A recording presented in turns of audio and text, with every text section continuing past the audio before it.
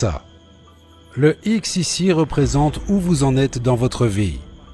X est juste le facteur inconnu. Maintenant, soyez sérieux pendant quelques minutes. Donc ce X représente où vous en êtes.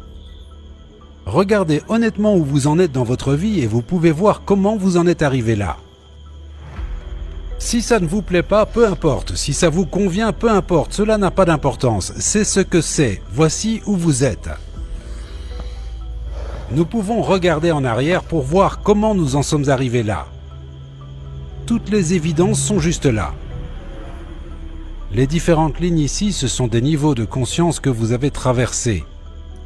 Souvenez-vous, vous avez fait ceci et cela s'est produit et puis vous avez déménagé ici et ensuite vous avez rencontré cette personne et celle-ci et votre vie a commencé à changer. Vous verrez comment vous en êtes arrivé là.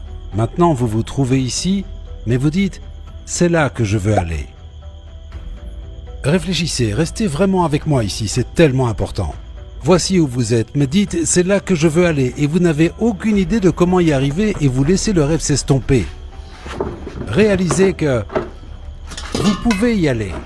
Vous ne savez simplement pas comment. Kennedy a dit « comment pouvons-nous aller sur la Lune et ramener notre homme sain et sauf sur Terre ?» Von Braun a dit « c'est juste la volonté de le faire, c'est tout ce dont vous avez besoin. » Donc vous êtes là et vous dites « c'est là que je veux aller. » Eh bien nous voulons comprendre. Plutôt que de laisser cet objectif s'estomper, comprenons ça. Il y a un endroit. C'est une fréquence. C'est un lieu. Et vous savez qu'elle existe, au moment où vous y êtes.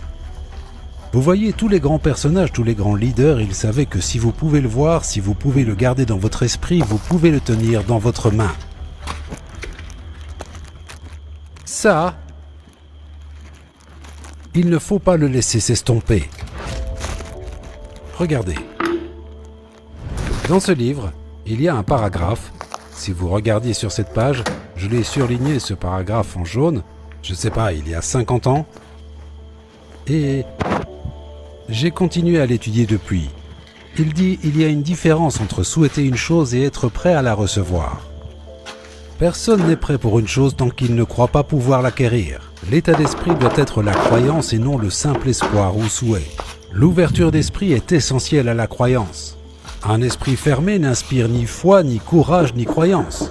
Vous voyez, vous n'êtes pas prêt pour quelque chose tant que vous ne croyez pas que vous pouvez le faire. Espérer et souhaiter ne suffisent pas. Mais vous voyez, vous devez y croire. La croyance est la clé. Il n'y a qu'une demi-douzaine de religions. Chacune d'elles est en accord complet. Vous devez croire. Tous les grands enseignants de la psychologie ont dit que vous